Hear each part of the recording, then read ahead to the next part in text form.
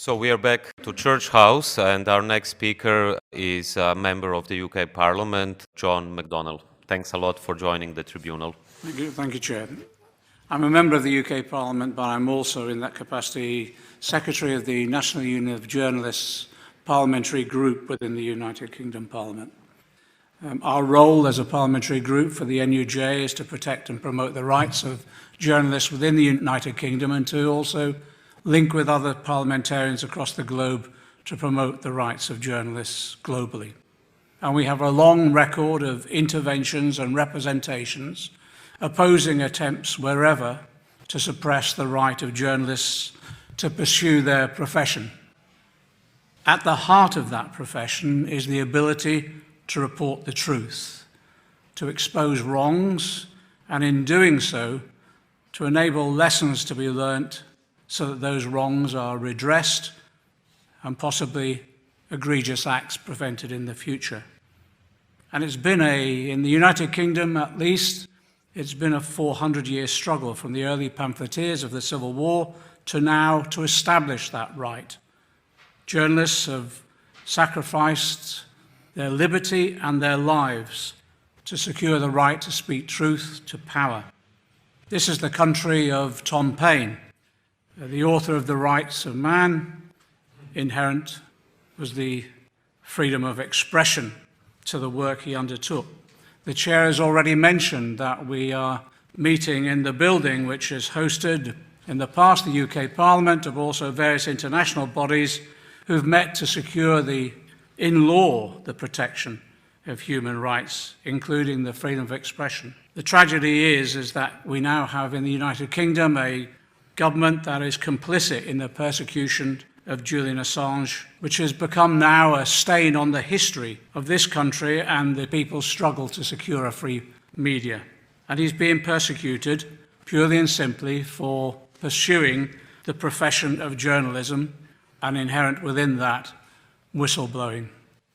His crime, we need to be absolutely clear, his crime is telling the truth, exposing atrocities of war and the brutality of imperialism.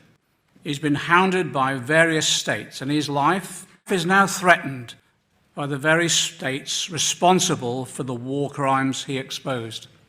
I find it the deepest irony that it is these criminal states that are seeking to criminalize the very person who revealed their criminality and its consequences.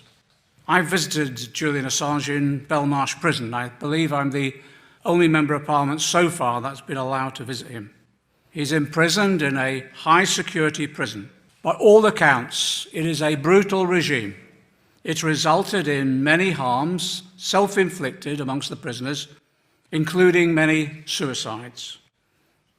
I have to say, nobody that endures that regime can do so without having a serious impact upon their health and their well-being.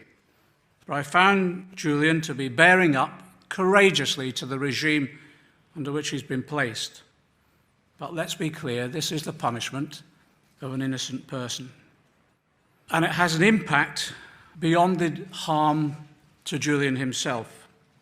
Again, let us be clear, this is a campaign not just to silence Julian Assange, but as a message to all those other journalists out there globally, all those other whistleblowers, to prevent them coming forward in the future. Why has this tribunal been convened? Because we seek to stand for Julian Assange, to secure his freedom, Julian Assange, the journalist, the whistleblower. But we are also in this tribunal, in doing so, making a stand for the fundamental freedom, the freedom of expression, and the fundamental freedom of journalists to pursue their profession. We stand for fundamental human rights. And if we permit and stand by and allow Julian Assange to be persecuted in this way, have no doubt about it, the fundamental freedoms that we thought had been secured over centuries in the United Kingdom and elsewhere will be at risk. We are coming to our next member of Tribunal, who is also a member of the UK Parliament, Richard Burgon. Please, the floor is yours. Thank you, Chair. From its inception, modern colonialism and imperialism arrived, dripping in blood, violence and slaughter, from the wiping out of millions of the original inhabitants of what is now Latin America, to the slave trade and the later carving up of Africa. Profit has been squeezed, drop by drop, out of human suffering. Later, empire took new forms as the United States became the most powerful nation on earth, and which Martin Luther King described as, and I quote, the greatest purveyor of violence in the world, a remark he made about the Vietnam War that left millions of Vietnamese dead. But a remark that could have been made about the 2003 Iraq War, which left many, many hundreds of thousands dead. Of course, that war was part of a new era of conquest for oil and control across the Middle East, which 10 years ago also led to the seldom discussed US-led invasion of Libya, which Barack Obama once boasted deposed a despot at the cost of less than what we spent in 2 weeks in Iraq. But the human cost was much greater for the Libyan people. Libya's human development indices, once the highest in the region, have collapsed. Human trafficking networks thrive in the anarchy as warring factions vie for control of the economy. Slavery markets have appeared where black people are sold to the highest bidder to work in factories. As one account in Time magazine described, by the time his Libyan captors branded his face, Sunday Cabarot had already run away twice and had been sold 3 times. The gnarled scar that covers most of the left side of his face appears to show a crude number 3. His jailer carved it into his cheek with a fire-heated knife, cutting and cauterizing at the same time.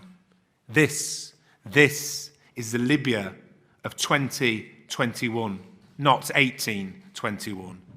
So where are the trials of those who organized these wars, embarked upon as they were with complete contempt for international law? Where is the justice for these victims of 21st century slavery?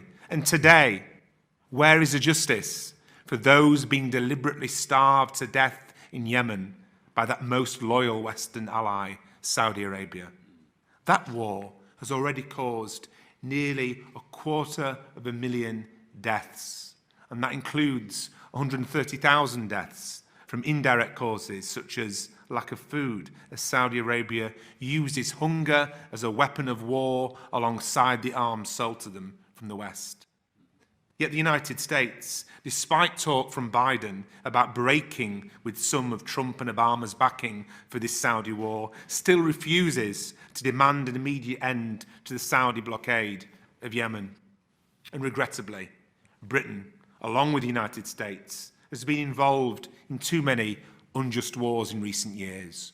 Wars of conquest, for control, for oil. Much of what we know about these crimes was exposed by the fearless work of a journalist whose award-winning journalism was carried out here in Britain.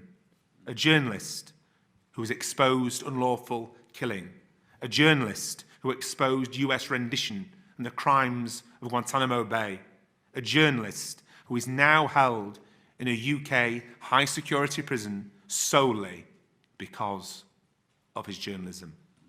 What an indictment of the world that we live in, where those who pursue wars are decorated and celebrated, whilst those who expose war crimes face extradition to the United States and the rest of their life behind bars in a super maximum security prison. The world needs more Julian Assanges.